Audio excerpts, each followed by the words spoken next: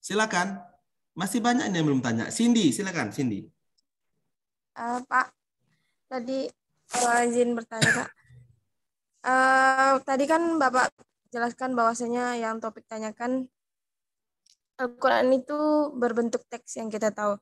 Tapi dalam artikel ini sebagaimana Yamini Said itu tidak berpendapat bahwa Al-Quran adalah ucapan.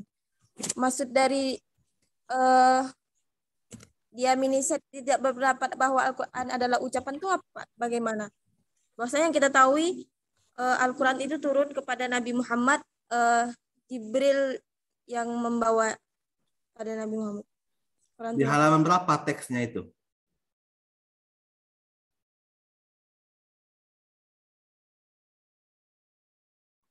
Halaman 6, Pak. Halaman 6 ya.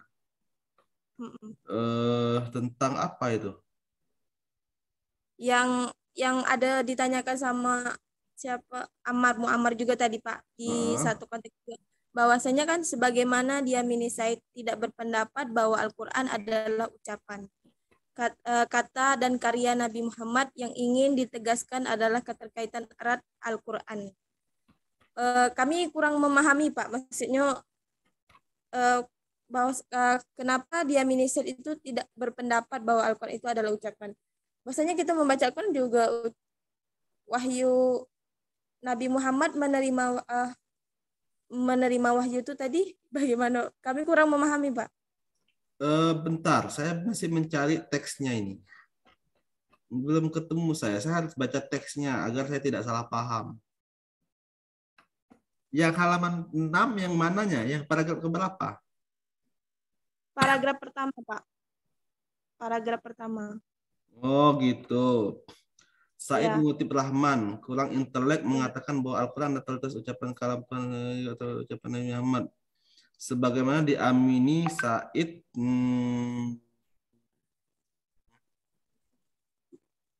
Ya iyalah. Jadi begini loh, ada pendapat yang mengatakan, ya saya katakan begini, memang betul Al-Quran itu kan sifatnya verbal ya. Tapi kemudian tidak pula kita mengatakan bahwa ketika dia sifatnya verbal, tidak pula kita mengatakan bahwa juga Al-Quran itu adalah ucapan, kata, dan karya Nabi Muhammad. Ya enggak lah. Karena mentang-mentang dia verbal, muncul dari lisannya Nabi Muhammad, kemudian disebut dengan ucapan, kata, atau karya Nabi Muhammad. Ya enggak lah. Kan begitu. Yang dimaksud dengan diamini Said itu tidak berarti bahwa Al-Quran adalah ucapan. Itu kan koma masih. Siapa tadi yang nanya? Siapa? Cindy ya. Teksnya itu kan biasakan baca teks itu sampai habis ya. Ya siapapun tidak mengamini bahwa Al-Quran itu kalau dianggap Al-Quran itu adalah ucapan, kata, dan karya Nabi Muhammad. Kan nggak gitu. Memang murni Al-Quran itu adalah kalam Tuhan. Kalamnya Allah. Kalamullah. Memang muncul atau keluar, kita pahami atau kita ketahui muncul dari lisannya Nabi Muhammad, tapi tidak serta-merta itu menjadi anggapan bahwa itu adalah ucapan, kata, atau karya Nabi Muhammad. Nah, itu yang kemudian diamini oleh Said. Said dan Fazlur Rahman berpendapat yang sama bahwa Al-Quran sesungguhnya adalah kalam Allah, bukan ucapan, atau kata, atau karya Nabi Muhammad. Semua pun mengamini itu, kan begitu. Kalau kita pahami teksnya sampai akhir. Jadi maksudnya apa? Lalu bagaimana tentang kan di situ tetap disebutkan. Jadi yang ingin ditegaskan adalah Al-Quran itu berkaitan erat. Al-Quran sebagai kalam Tuhan itu berkaitan erat dengan aspek historis yang ada atau yang mengelilingi proses pewahyuan itu, kan begitu. Ya, jadi bukan berserta-merta itu adalah karya Nabi Muhammad, enggak. Al-Quran tetap kalam Tuhan, hanya saja kalam Tuhan itu tetap berkaitan erat dengan historis yang terjadi ketika Al-Quran itu turun atau ketika proses pewahyuan itu terjadi. Nah, Al-Quran itu berkaitan erat dengan konteks historis di sana, kan begitu. Saya contohkan begini, kenapa Al-Quran bicara tentang Al-Quran bicara tentang apa ya? Yang paling sederhana deh, misalnya judi kah, misalnya, atau penyembahan berhala misalnya. Ya, Al-Quran bicara tentang penyembahan berhala, ya, kan begitu. Bahwa karena memang proses historisnya tempat turunnya Al-Quran saat itu, ketika proses pewahyuan itu, memang orang-orang jahiliyah itu dia menyembah berhala, kan begitu.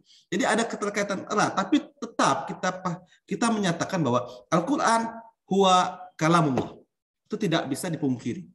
Al-Quran itu bukan ucapan, bukan kata, dan bukan karya Nabi Muhammad. Murni kalam Allah. Hanya saja ada keterkaitan erat dengan aspek historis yang mengelilingi proses pewahyuan daripada Al-Quran itu. Jadi, maka yang jelas, yang ingin disampaikan Said adalah, jadi,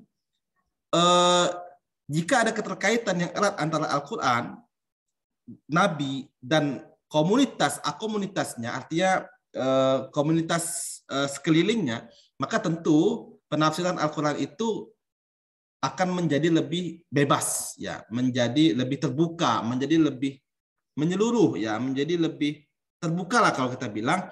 Oleh karena itu memang betul penekanannya adalah ketika hal itu terjadi, maka ketika memahami Al-Quran perlu juga mempertimbangkan aspek atau konteks sosio-historis. Sosialnya daerah itu bagaimana, historisnya daerah itu bagaimana.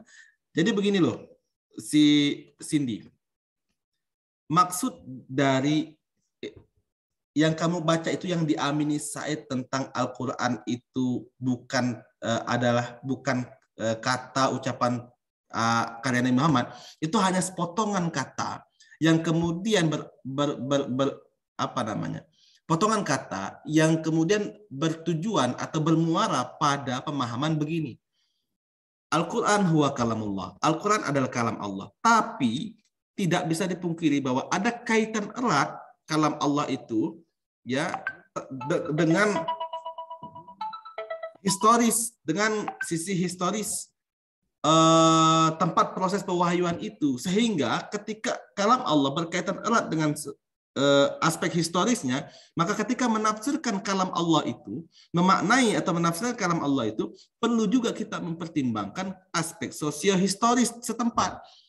Gunanya apa? Agar memang kita mendapatkan penafsiran atau pemaknaan yang lebih kompleks, yang lebih jelas, yang lebih bijaksana, yang lebih menyeluruh.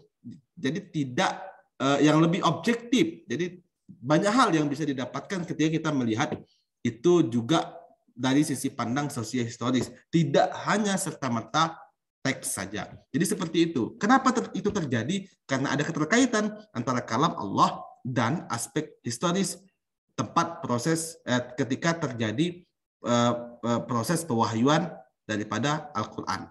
Jadi seperti itu, Cindy.